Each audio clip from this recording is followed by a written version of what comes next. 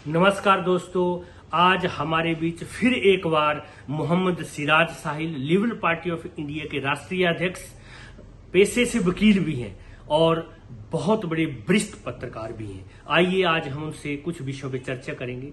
नमस्कार सिराज, नमस्कार। आपका स्टूडियो में स्वागत है। नमस्कार। हम आपसे ये जानना चाहते हैं कि जो ये ध्रुवीकरण बन रहा है, जो इलेक्शन आने वाले हैं लोकसभा के, इसमें क्या लगता है आपको, कौन पार्टी जो है किस क्या क्या स्थिति रहेगी? आपकी खुद की भी एक पार्टी है, तो क्या आपकी पार्टी से भी कोई लड़ रहा है? भाई देखिए, सबसे पहले जो इस वक्त देश में राजनीतिक माहौल है उसको देखते हुए अभी फिलहाल ये नहीं कहा जा सकता कि किस करवट उठ बैठेगा। हालांकि भारतीय जनता पार्टी के नेतृत्व वाली केंद्र सरकार को घेरने के लिए समूचा विपक्ष एकजुट होने का प्रयास कर रहा है, लेकिन वो प्रयास अपर्याप्त है। जिस तरीके से रणनीति बनना चाहिए उस तरीके से रणनीति विपक्षी राजनीतिक दल के नेता नहीं बना पा रहे हैं और इसका फायदा लोकसभा चुनाव में भारतीय जनता पार्टी और उनके सहयोगी दलों को होता हुआ दिखाई दे रहा है।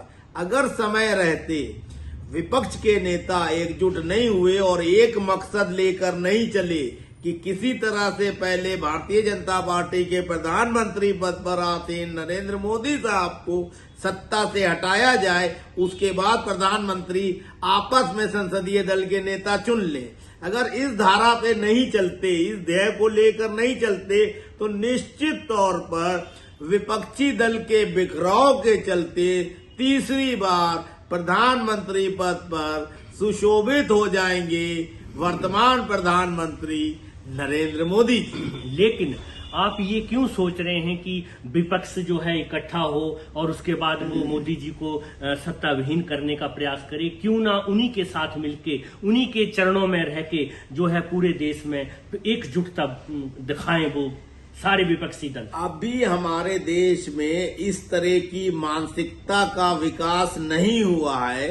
वैसे जो सवाल आपने किया उसका जवाब मैंने 6-7 साल पहले ही अपने वीडियो में दिया था और मैंने ये कहा था कि प्रधानमंत्री पद पे किसी एक पार्टी विशेष का व्यक्ति मनोनीत या चयनित न हो, बल्कि लोकसभा के चुनाव के पश्चात सभी लोग पार्लियामेंट में बैठकर संसदीय दल का नेता चुने, दलगत राजनीति से ऊपर उठकर। और अगर पार्टियां ये चाहती हैं कि मेरी पार्टी का ही व्यक्ति प्रधानमंत्री बने, तो निश्चित तौर पर राजनीतिक दलों को, जो सांसदों को व्हिप जारी किया जाता है, उस व्हिप जारी करने की परंपरा को खत्म करना चाहिए और लोकसभा के चुने हुए सांसद पार्लियामेंट के सदन में बैठकर प्रधानमंत्री पद पर योग्य व्यक्ति चुन सकते हैं। उसके लिए मैं फार्मूला देता हूं कि अभी जैसे बात चलती है कि प्रधानमंत्री नरेंद्र मोदी के मुकाबले विपक्ष के पास कोई नेता नहीं है,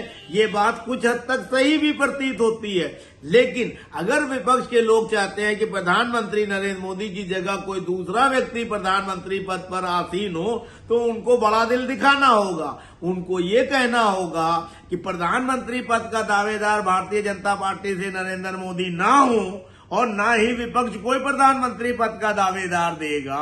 चुनाव हो और चुनाव के बाद चुनाव आयोग, सुप्रीम कोर्ट के चीफ जस्टिस ऑफ इंडिया और राष्ट्रपति महामहिम द्रौपदी मुर्मू जी का ये कर्तव्य होना चाहिए कि चुने हुए सांसद अपने तौर पर प्रधानमंत्री पद पर व्यक्ति को आसीन करें। उसका फार्मूला मैं देता हूं। मान लीजिए शरद पवार की पार्टी 10 MP लेके आती है, ममता की 20 लेके आती है और नीतीश कुमार की 25 लेके आती है, स्टालिन की 35 लेके आती है। अलग अलग राजनीतिक दलों के नेताओं के अलग अलग संख्या में सांसद आते हैं और भारतीय जनता पार्टी के मान लीजिए 250 सांसद आते हैं, तो ये कोई जरूरी नहीं है कि भारतीय जनता पार्टी का ही व्यक्ति प्रधानमंत्री पद पर आसीन हो। उसमें यह भी किया जा सकता है कि गुप्त मतदान से हर पार्टी अपने अपने प्रधानमंत्री पद के कैंडिडेट का नाम घोषित करे और गुप्त मतदान से सारे सांसद उस व्यक्ति को वोट दें। उदाहरण के तौर पे प्रधानमंत्री नरेंद्र मोदी के पक्ष में 250 लोगों ने वोट दिया 545 जो जीत के आए, 2 नामित होते हैं, 543 जीत के आते हैं। 545 लोगों को वोट डालने का अधिकार दिया जाए सदन में। मान लीजिए प्रधानमंत्री नरेंद्र मोदी के पक्ष में 250 लोगों ने मतदान किया और शरद पवार, ममता बनर्जी, केजरीवाल, स्टालिन या कपिल सिब्बल या कोई और व्यक्ति के पक्ष में 251 लोगों ने मतदान कर दिया। मतदान गुप्त मतदान की प्रक्रिया से हो तो ऐसी स्थिति में एक तो लोकतांत्रिक व्यवस्था मजबूत होगी, पार्टीगत राजनीति से लोग ऊपर उठेंगे और सर्वमान्य नेता जो सदन का होगा वो प्रधानमंत्री पद पर आसीन हो जाएगा। उसी के साथ अन्य दलों में जो व्यक्ति ईमानदार और सक्षम हैं वो मंत्रिमंडल में शामिल हो और देश के विकास के लिए, जनता के हित के लिए, विश्व गुरु बनने के लिए जो व्यक्ति प्रधानमंत्री बने अपने मंत्रिमंडलीय सहयोगियों को साथ लेकर देश का विकास करे। ये अच्छी बात आपने कही है कि इस तरह से हो सकता है, लेकिन क्यों नहीं इस तरह से हो सकता कि हमारे जो अभी माननीय प्रधानमंत्री श्री नरेंद्र मोदी जो हैं वो ही आजीवन जब तक वो इस धरती पे हैं वो ही प्रधानमंत्री रहें, जैसा कि अन्य बड़े देशों में होता है, चाइना में, रसिया में, अमेरिका में। तो इस तरह से क्यों नहीं किया जाए और पूरे दमखम के साथ इस देश को आगे बढ़ाने की नीति और रणनीति बनाई जाए। आपकी बात में दम है, लेकिन ये करने के लिए वर्तमान सरकार के मुखिया प्रधानमंत्री नरेंद्र मोदी साहब को बड़ा दिल दिखाना होगा। तुच्छ मानसिकता लिए हुए भारतीय जनता पार्टी और कट्टर हिंदूवाद का समर्थन करने वाले लोगों की परछाई से उनको बाहर निकलना पड़ेगा। उनको विश्व गुरु बनाने के लिए, देश को आगे बढ़ाने के लिए सभी राजनीतिक दलों के साथ एक समान व्यवहार करना होगा। जिस तरीके से प्रधानमंत्री की सरकार पे यह आरोप लगता है कि विपक्षी दलों के यहाँ ईडी और सीबीआई और जांच एजेंसियां पहुंचती हैं, सत्ताधारी दल के लोगों के खिलाफ ऐसी कार्रवाई नहीं होती है, या जो विपक्षी दल का नेता सत्ताधारी दल में शामिल हो जाता है वो पाक साफ हो जाता है।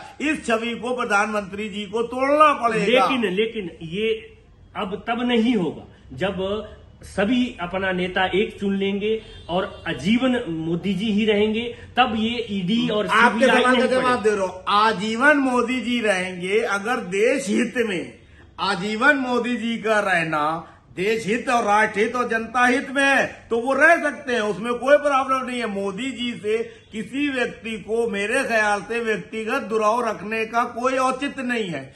पार्टीगत राजनीति से ऊपर उठ के राष्ट्र के लिए सोचना चाहिए।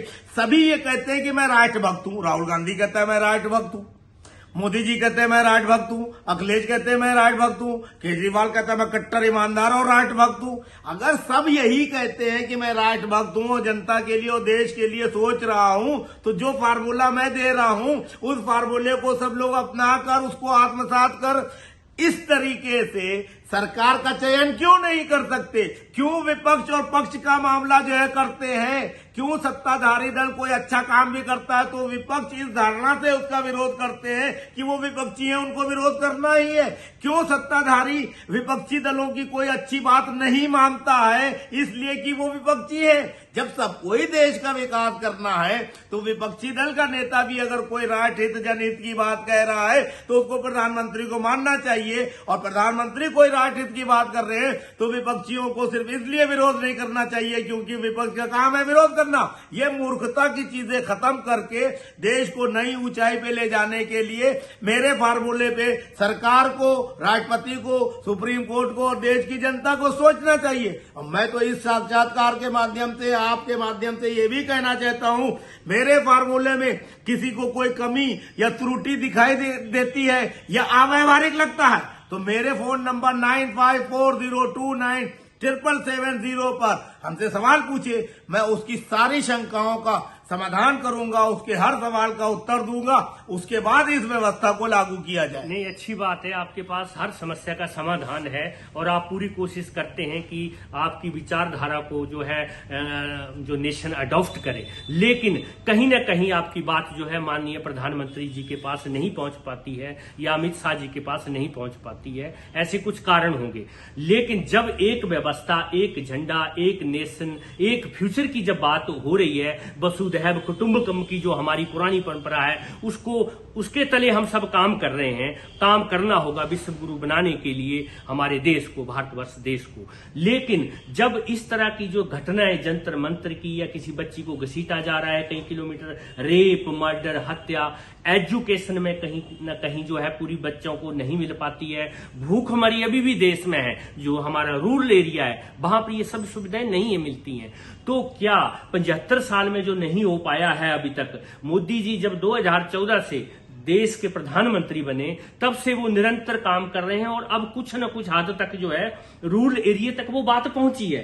तो जब हम 100वां अमृत महोत्सव काल मनाएंगे, 75वां तो चल रहा है, मना रहे हैं उसको, तो क्या चाहते हैं आप कि देश जो है एक झंडा, एक नीति, एक फ्यूचर, एक अर्थ, इस पे जो मुहिम छिड़ी हुई है, क्या ये पूर्ण हो पाएगी? लोकतांत्रिक व्यवस्था के तहत एक झंडा एक नीति तो ऑलरेडी है ही, लेकिन एक पार्टी का एक झंडा रहे और एक देश की सर्वमान्य नीति हो, इसमें अभी समय लगेगा। उसके लिए हमारे राजनेताओं को चुनाव सुधार करना होंगे, चुनावी प्रक्रिया को सही करना होगा और पार्टी की राजनीति से ऊपर उठना होगा। ये नहीं कि ब्रजभूषण शरण सिंह भारतीय जनता पार्टी के सांसद हैं, इसलिए उनके खिलाफ एफआईआर होने के बाद पहले जांच होगी, तबकि आम नागरिक के लिए ये होता है पॉक्सो एक्ट के तहत या बलात्कार के मामले में एफआईआर होते ही उसको सलाखों के पीछे डाल दिया जाता है। तो ये दोहरा मानदंड जो है प्रधानमंत्री और भारतीय जनता पार्टी को सोचना होगा और छोड़ना होगा। इसी तरीके से जहां कांग्रेस के शासन वाले राज्य हैं वहां कांग्रेसियों को तो खुली छूट है, जैसे छत्तीसगढ़, ये राजस्थान, इन दो राज्यों में कांग्रेस सरकार है, कांग्रेसी लोग गुंडागर्दी करें तो पुलिस कुछ नहीं कहेगी, बजरंग दल और बीजेपी वाले करे तो उन पे लठ चलेगी। इसी तरह भारतीय जनता पार्टी के शासन वाले राज्यों में कोई विपक्षी दल के कार्यकर्ता कोई विरोध प्रदर्शन करे तो उठा के जेल में ठूस दिए जाते हैं। भारतीय जनता पार्टी वालों को खुली छूट होती है। तो ये दोहरा मानदंड और चरित्र सभी राजनीतिक दलों को छोड़ना होगा, तो इससे बचना पड़ेगा। इससे जो है वसुधैव कुटुंबकम जो की भावना पे ठेस पहुंच रही है, और जो है पूरी दुनिया में हमारी भारतीय संस्कृति का लोहा मानते थे सब और अभी भी मानते हैं। हमारी संस्कृति इतनी मजबूत है, लेकिन कुछ तुच्छ मानसिकता के लोग निजी स्वार्थ के चलते वो सभी राजनीतिक दलों में है, इस तरह की व्यवस्था करते हैं। उनका विरोध होना चाहिए और प्रधानमंत्री नरेंद्र मोदी साहब को एक सक्षम प्रधानमंत्री की हैसियत से सभी के खिलाफ सख्त रवैया अपनाना चाहिए। वो चाहे अपनी पार्टी का, अपने सहयोगी दल का या विपक्षी दल का नेता क्यों ना हो, जब तक कि आप एक समान व्यवहार नहीं करेंगे, आप एक झंडा, एक राष्ट्र और एक फोन नंबर और एक डाक और ये सब बातें जो हैं ढकोसला और खोखली साबित होंगी। मैं तो ये कहता हूं कि 9 साल के कार्यकाल के दौरान प्रधानमंत्री नरेंद्र मोदी साहब ने बहुत से ऐसे काम किए जिसको लेकर उनकी आलोचना हुई, लेकिन वो मजबूती से उस पर डटे रहे और उसको अमली जामा पहनाया। जैसे नोटबंदी की, जीएसटी लाए, 370, 35A में संशोधन किया, 3 तलाक लाए, बाबरी मस्जिद का मामला कोर्ट के द्वारा निर्धारित किया गया। लेकिन इसके साथ साथ प्रधानमंत्री नरेंद्र मोदी को मैं ये सलाह देना चाहूंगा कि जो काम उनको सबसे पहले करना चाहिए वो काम उन्होंने अभी तक नहीं किया। ये नीति घातक है भारतीय जनता पार्टी के लिए भी, देश के लिए। वो काम सबसे पहला था कि समान नागरिक संहिता को लागू करना चाहिए था। 2014 में प्रधानमंत्री बनते ही किस्तों में उन्होंने काम किया, इतने सुधार किए, इतने कानून लाए, लेकिन जो सबसे महत्वपूर्ण था, देश को एक माला के रूप में पिरोने वाला, सभी नागरिकों को समान अधिकार देने का, तुष्टीकरण की राजनीति को खत्म करने का जो अस्त्र था, लोकपाल बेकार जो अस्त्र था, वो अस्त्र इस्तेमाल नहीं किया प्रधानमंत्री ने। मैं कहता हूं अगर 2014 में प्रधानमंत्री नरेंद्र मोदी साहब ने समान नागरिक संहिता लगा दी होती और सभी नागरिकों को समान अधिकार दे दिए होते तो आज उनके ऊपर आरोप भी न लगते और देश विश्व गुरु बनने की रफ्तार में और तेजी पकड़ चुका होता। उन्होंने प्राथमिकताएं तय करने में गलती की है, वो मेरे पिता तुल्य हैं। लेकिन अगर कोई प्रधानमंत्री या कोई वरिष्ठ व्यक्ति ऐसी बात कर रहा है जिससे देश का नुकसान हो रहा है, तो नौजवानों को, युवाओं को चाहिए कि उसमें संशोधन करने के लिए सकारात्मक रूप से उनकी आलोचना ना करे, उनको अपनी बात कहे कि आप ऐसा यदि कर लें तो आपका भी महिमा मंडन ज्यादा होगा, आप विश्व गुरु भी कहलाएंगे और देश और नागरिकों का भी भला होगा। तो इसलिए अगर ये वीडियो प्रधानमंत्री नरेंद्र मोदी या उनके चाहने वाले सुने तो उनको सबसे पहले प्रधानमंत्री जी को पत्र लिख के ट्विटर पे, फेसबुक पे ये मैसेज देना चाहिए कि 2024 के चुनाव से पहले सबसे पहले समान नागरिक संहिता लागू कर दे। जनसंख्या नियंत्रण ये सब बेकार की बातें हैं। जब समान नागरिक संहिता लागू हो जाएगी तो जब हर देश का हर नागरिक, हर धर्म जात का लोग समान नागरिक संहिता के तहत कवर हो जाएगा, तो उसको हर वो बात मानना पड़ेगी, चाहे जनसंख्या नियंत्रण हो, चाहे सीए एनआरसी हो और चाहे कुछ हो। इसलिए मैं ये कहता हूं कि हमारे देश के बुद्धिजीवियों, पत्रकारों, युवाओं को और राजनेताओं को सद्बुद्धि से काम लेना चाहिए और प्रधानमंत्री नरेंद्र मोदी का इस बात के लिए सहयोग करना चाहिए कि तत्काल प्रभाव से वो समान नागरिक संहिता देश में लागू करे, ताकि तुष्टीकरण की नीतियां खत्म हो, देश विकास की ओर आगे बढ़े। बहुत बहुत धन्यवाद, थैंक यू वेरी मच। आप स्टूडियो में आए। नमस्कार दोस्तों, फिर एक नई शख्सियत के साथ दोबारा मुलाकात होगी। तब तक के लिए नमस्कार, जय हिंद, जय भारत, वंदे मातरम। वंदे मातरम।